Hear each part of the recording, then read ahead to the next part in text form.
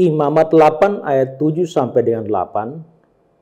Sesudah itu dikenakannya kemeja kepadanya, diikatkannya ikat pinggang, dikenakannya gamis, dikenakannya baju efod, diikatkannya sabuk baju efod dan dikebatkannya sabuk itu kepadanya. Ayat ke-8, dikenakannya tutup dada kepadanya dan dibubuhnya di dalam tutup dada itu Urim dan Tumim. Mohon penjelasan Pak Ezra tentang baju efod dan Urim dan Tumim. Secara khusus Urim dan Tumim itu apa? Ya, tadi di situ dikatakan soal baju efod. Nah, baju efod itu adalah baju khusus untuk para imam. Ya, kalau misalnya sekarang pendeta itu ya ada toganya. Ya. Nah, kalau imam di dalam perjanjian lama itu mereka punya baju yang namanya baju efod. Nah, mungkin untuk bisa dapat gambaran tentang baju efod itu seperti apa, itu seperti nampak dalam gambar berikut ini. Nah, ini adalah baju efod, baju yang digunakan oleh imam. Lalu juga dikatakan tentang Urim dan Tumim. Nah, Urim dan Tumim itu adalah perlengkapan pada baju efod. Ya. Berupa batu di bagian pinggir dari penutup dada. Jadi kalau kita lihat di sini kan ada dadanya ya. Itu di bagian pinggir itu, nah itu ada Urim, ada Tumim di situ. Semacam kantong kecil pada penutup dada. Nah, Urim dan Tumim itu untuk apa sebenarnya? Urim dan Tumim itu sebenarnya semacam bahan undi. Bahan apa? Undi. Ya, untuk bisa mengetahui kehendak Tuhan. Apa yang Tuhan mau? Tuhan mau ini atau ini, Tuhan kehendaki atau tidak. Itu menggunakan Urim dan Tumim ini.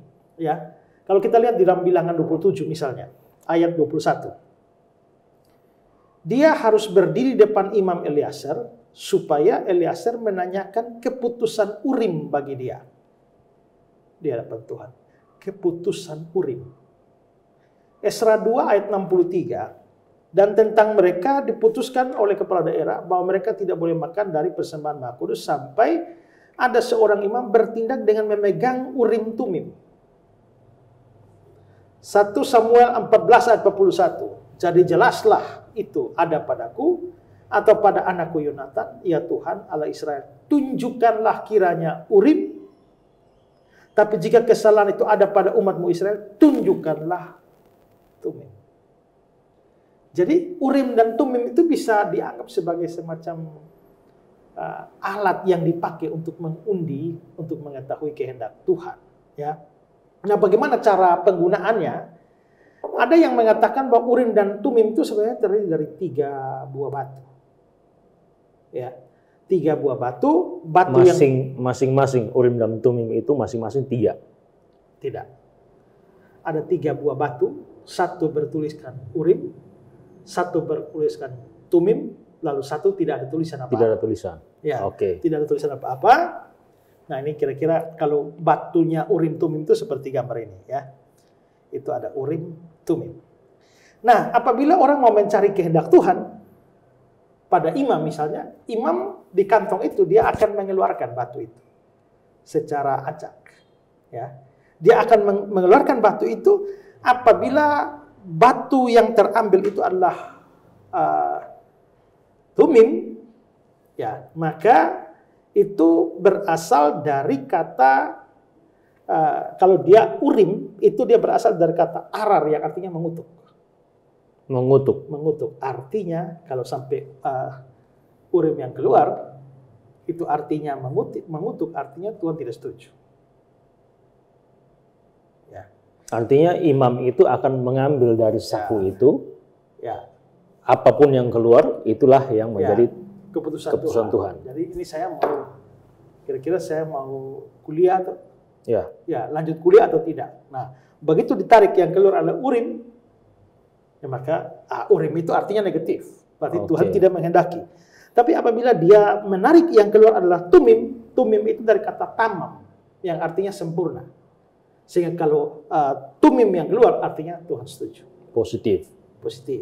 Tapi kalau ternyata yang keluar itu batu netral yang tidak ada tulisan Urim maupun Tumim, artinya tidak ada jawaban. atau Tuhan tidak berkenan menjawab. Ya. Nah, kita bisa lihat contoh begini. 1 Samuel 28 ayat 6. Dan Saul bertanya kepada Tuhan, tapi Tuhan tidak menjawab dia. Baik dengan mimpi, baik dengan Urim, atau dengan perantaraan Nabi. Jadi Tuhan tidak menjawab dia dengan Urim. Ya. Lalu 1 Samuel 14 ayat 41. Lalu berkatalah Saul, ya Tuhan Allah Israel, mengapa engkau tidak menjawab hamba-Mu pada hari ini? Jika kesalahan itu ada padaku atau pada anakku Yonatan, tunjukkanlah kiranya Urim. Tapi jika kesalahan itu pada umat-Mu Israel, tunjukkanlah Tumim. Nah, jadi itu ada pandangan seperti itu. 3 buah batu. Tapi ada pandangan lain. Pandangan lain mengatakan bahwa sebenarnya Urim dan Tumim itu hanya 2 batu saja. 2 batu yang masing-masing itu ada sisi Urimnya dan sisi Tumimnya. Jadi 1 batu dia. Ini seperti mata uang. Ya, 2 sisi. Tumim, Turim. Ya. Lalu satu juga. 1 batunya itu yang tidak bertuliskan apa-apa. Oh tidak. 2 batu sama. Ada dua sisinya. Ada Urim masing-masing, ada Tumim masing-masing. Ya. Jadi kalau misalnya, ini kan ada 2 kantong tuh ya. Kalau mau tanya kira-kira Tuhan lanjut kuliah nggak? Imam akan secara acak keluarkan 2-2. Kalau ya berarti sisinya sama ya? Sama. Ya. Kalau dia sama, Urim, 2-2 Urim, berarti memang Tuhan tidak kehendaki. Kalau 2-2 Tumim, berarti Tuhan kehendaki. Ya, hanya itu saja. Jadi tidak ada batu netral. Ini pandangan yang kedua itu ya. Nah, jadi itu kira-kira seperti gambar ini, lihat. Nah, itu Imam ambil dan dia bukakan seperti itu. Nah, ini adalah cara orang pada zaman dulu. Salah satu cara untuk mencari tahu kehendak Tuhan itu bagaimana. Ya, mungkin begitu lebih gampang ya dan kita sekarang ya. Ya, karena kita ini mau jalan atau tidak, kita aja berdoa, tapi tidak ada suara dari langit, ya kan? Nah, tidak ada petunjuk mimpi, ya, tidak ada. Kalau ini kan jelas kita tahu. Tapi pertanyaannya begini, Pastor. Seberapa validkah? Karena mereka percaya, mereka membuang aspek kebetulan dari situ. Karena mereka mempunyai pandangan bahwa undi dibuang di pangkuan. Tapi jawaban Tuhan. Lidah berasal dari Tuhan. Okay. Ya. Itulah sebabnya mereka waktu mau pilih penggantinya Yudas, mereka juga buang undi juga. Ya kan? Akhirnya terpilihlah Matias. Itu buang undi, kelihatannya unsurnya kebetulan, tapi mereka percaya bahwa tidak ada yang kebetulan. Bahwa apapun yang akhir dari undian itu, ya itulah kehendak Tuhan. Gitu. Oke, ini menarik juga ya. Berarti kita mempercayai bahwa kehendak Tuhan, bahkan satu urat rambut kita jatuh ke bumi itu atas kehendak Tuhan. Untuk artinya bahwa untuk undian seperti itu yang juga merupakan hal yang sepele, itu juga kita mempercayai bahwa itu adalah kehendak Tuhan. Ya. Oke. Walaupun dari sudut pandang manusia itu kan kita bisa ini kebetulan saja. Tapi makanya itu ada 2 tuh yang dibuka. Ya. Artinya lebih valid ya. Kalau kita bisa melihat bahwa 2 saku, artinya bahwa pemikiran yang kedua mungkin lebih valid ya. Ya. Walaupun tetap kalau dari sisi manusia kita bisa lihat mungkin saja kebetulan dua-duanya Tumim gitu. Tapi apakah di Alkitab sendiri pernah tidak ada kondisi atau ada ayat menunjukkan ada perbedaan-perbedaan?